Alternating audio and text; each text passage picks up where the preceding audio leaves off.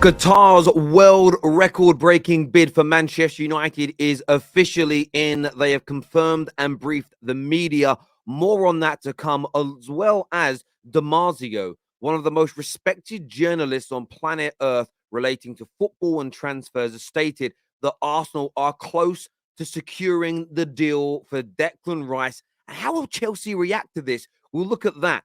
Plus, Tottenham, very close to landing Thomas Tuchel, but Bayern Munich got involved, took him away, and now they are in deep, advanced negotiations with Julian Nagelsmann, this sacked manager of Bayern Munich, to come and take over from Antonio Conte, who has been told he will be relieved of duties very shortly if a new manager is found. We're also going to take a look at Paul Mitchell, who is now up for grabs with Liverpool and Man United reportedly fighting over him. Big stories this morning. Hit the like button. Make sure you're subscribing and click the bell notification button as well. And also scan these two QR codes. One to follow the Top 6 podcast exclusively on Spotify. The other is the Football Terrace Clips channel. It's our second channel. Make sure you're over there. Loads of brilliant content, including exclusive shorts that you will not see on this channel. So get following them both. Hit the like button, as I already say. Big morning's news. Let's go!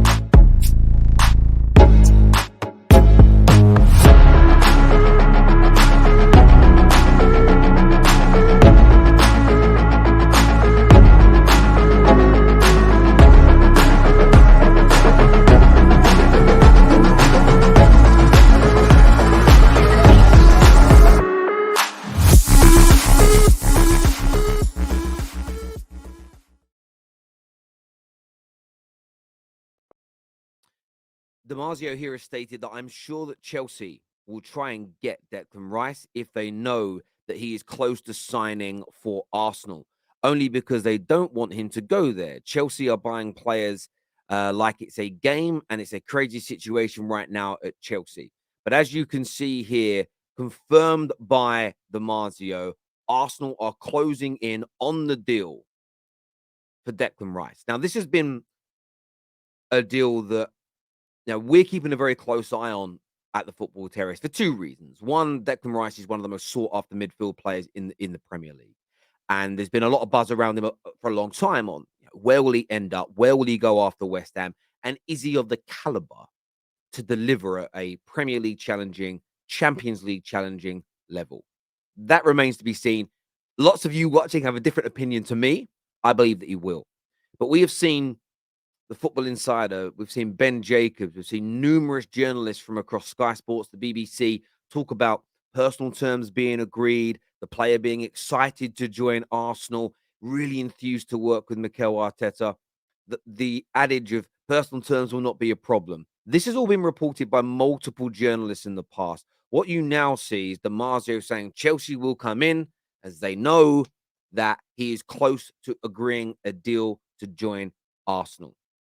You also have what Ben Jacobs said just this week, exclusively on the Football Terrace, that Arsenal are confident they are going to land him for a £75 million-ish kind of fee. So this deal looks like it is edging closer. Now, I want to reiterate here to the viewers. We do get a lot of these comments that come in. Well, Terry, 3 days ago, you did a video saying X. Now you're doing a video saying Y. How comes they're different? Like every fan channel on planet Earth, whether it's True Geordie, whether it's the club, United Stand, that's football, AFTV, DR Sports. We are fan channels. We are reacting to the news. We're reacting to what pundits say. We're reacting to what journalists and players say and do. We are not the sources. So you will see different stories about the same players or same clubs rotate.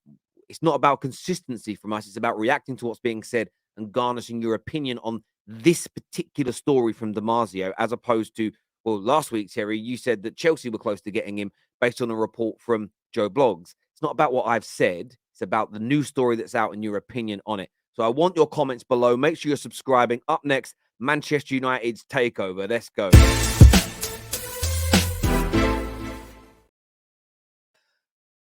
The world record bid from Sheikh Jassim is in for Manchester United. It went in overnight, and their briefing suggests that they are confident that they are moving close to securing the club. That is their direct briefing as opposed to an opinion. There is still a lot of trepidation. But firstly, All the media yesterday suggesting it's gone quiet. The deal could be about to die. It's falling through. The scaremongering begun. Typical Friday. Typical Friday when there's no Premier League football on the horizon. We've got to create a buzz. Man United is still up for sale. The process is going to take as long as it's going to take. This is all about the Rain Group and the Glazers creating that competitive tension that we spoke about yesterday. There are no deadlines. There is no. The Glazers are sitting here very relaxed. Depending on how big these transfers are, and there's numerous reports from £5 to £6 billion have been reported by multiple verified media outlets. Will depend if there's a stage 3 or if they accept somebody's bid at this point. And if a bid is actually short, what you may find some of these bidders do, including Qatar, is partner with some of the other companies that are looking to just invest money. Let's say the Sheikh has bid 5.5 billion, but somebody else is willing to put half a billion in. Maybe there's a way of a joint enterprise here, and over time, that investment company is slowly paid off by the whoever owns the club. So there's multiple options to come. We don't know yet whether the Glazers will accept the bid, but Qatar are confident. Sir Jim Ratcliffe's bid is said to be one of a very high value, and they seem to be confident. And then there are 4 or 5 other parties who are looking for minority investment, whether that's with the Glazers staying or with new owners coming in. There are deals here that could get done. But Man United fans should stay relaxed at this point. The process is moving along as normal. It's genuinely moving on as normal. There's nothing strange. There was never going to be a hard and fast linear process where this was going to start at the beginning of February and end by the end of March. There was hope and feeling that that could happen, but it was never set in stone. Remember, there is no deadlines. The deadline is essentially when somebody else sells it or the Glazers to sell decide not to sell. That's the only real deadline that is in place when it comes to this situation. But the Sheikh's bid has come in. That has now been confirmed by them to every media outlet on planet Earth. They have done the briefing. Rain Group have confirmed it as well. There may not be much talk over the weekend because the banks don't work. In fact, a lot of these billionaires won't be working either. They will be at their country clubs, their yachts with their families, having a good weekend. Back at it Monday. Maybe there'll be something. Maybe the Glazers will release a press statement saying they're happy with one of the bids they're going to accept, and we'll get this huge news. But expect more to come at the beginning of next week. Now, what's also interesting in conjunction with this is news that's come out from the Mirror that Liverpool and Man United will go head to head to sign Monaco's recruitment guru, Paul Mitchell. The Englishman is set to leave the Principality club this summer. Now, this is something that, listen, Liverpool have needed a new sporting director or footballing director, whatever you want to call him, for a while. Man United need one. Even though I've been happy with our recruitment, I still think if we get these new owners, bringing in someone of Paul Mitchell's caliber to run the recruitment element, if you call it a footballing director, I don't really care what the name is. I think that's irrelevant. It's the job they do that's actually important. Remember, never the what they are. It's the how they're doing things and why they're at the club that's important. Man United have got to land this man over Liverpool. This guy could transform Liverpool. Liverpool did so well with Martin Edwards because he was able to find talent and negotiate deals for 60, 70 million pound players, but managed to bring them in the mid 20s to low 30s every time. That will be another dangerous thing for Jurgen Klopp to get at Liverpool. A man like Paul Mitchell that can secure those deals. Man United need to get him. But it's very interesting to see where he'll go. Highly talented. The fact that he's at Monaco and not at a giant club already is crazy to me. But I want your thoughts and I want your feelings on that. Up next, we're talking Tottenham, close to getting Tuchel, but now could be getting Nagelsmann. Let's take a little look. This was shut down by a lot of the British press initially from Tottenham, but it's now been confirmed by big sources out of Germany that Tottenham were fairly advanced in discussions with Thomas Tuchel before Bayern Munich approached him. However, he's now gone to Bayern Munich. Julian Nagelsmann has been fired, and he himself, Nagelsmann, is very open to the idea of becoming the new Tottenham manager. They have made approaches. They have contacted him, of course, spoke to his agent, spoke to him, asked whether he would want to come to the football club. There's reportedly an affinity between him and Tottenham, a soft spot. Maybe he supported them when he was younger, or he liked their football. I'm not too sure on exactly what the affinity is, but there's a connection, and Spurs feel confident they can get him. As it stands right now, Julian Nagelsmann has said he wants to take a little bit of time. He hasn't specified days, weeks, months to reflect upon what he wants to do. But he very much is open to the idea of becoming the Tottenham manager, and this is something that could progress. Now, what's intriguing to me about this is what Spurs do next. I'm seeing Tottenham fans online say, "Why haven't we sacked Conte?" The answer is in officially dismissed him. They have told him that he's no longer wanted, but they are not giving him his marching orders yet. And I'll tell you as to why. It's very clear. If Ryan Mason takes over to the end of the season, Spurs don't make. He's not good enough. They won't make the top four.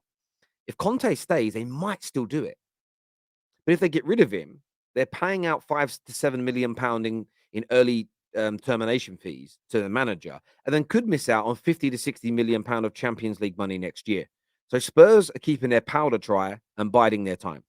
Simple as that for me. If they can get Nagelsmann in, as they tried to get Thomas Tuchel, Conte will be gone. The new manager will come in.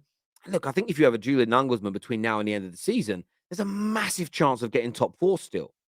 My whole opinion on Tottenham will change. He is such a progressive, excellent manager. Maybe Bayern Munich was a little too early for him. It's too big, it's too powerful. And he still did very, very well, by the way. I think he's won all 8 of his Champions League games this year. Tottenham, I think, is almost perfect for such a young man who can have 2, 3 years there. And then I think use it as a stepping stone to move into an even bigger club with more experience, of course, of Bayern Munich and then Tottenham. And then I think he'll be ready. But what a signing this could be for Tottenham Hotspur. Do me a favor before you leave, though. I want your comments and opinions below. The new bid is in. Declan Rice close to joining Arsenal, according to Marzio. The Paul Mitchell situation, Liverpool or Man United, where will he go? And Julian Nagelsmann to Tottenham. Rivals especially. How do you feel about that managerial appointment? Take care. Goodbye. God bless. Make sure those QR codes are being scanned as well. Follow the Terrace on multiple platforms as well. We really appreciate all the support you give us. And I listen, and from my point of view, it's humbling every day. So many thousands of you. It's unbelievable. Until next time, take care. Goodbye. God bless. And I'll see you soon. Bye-bye.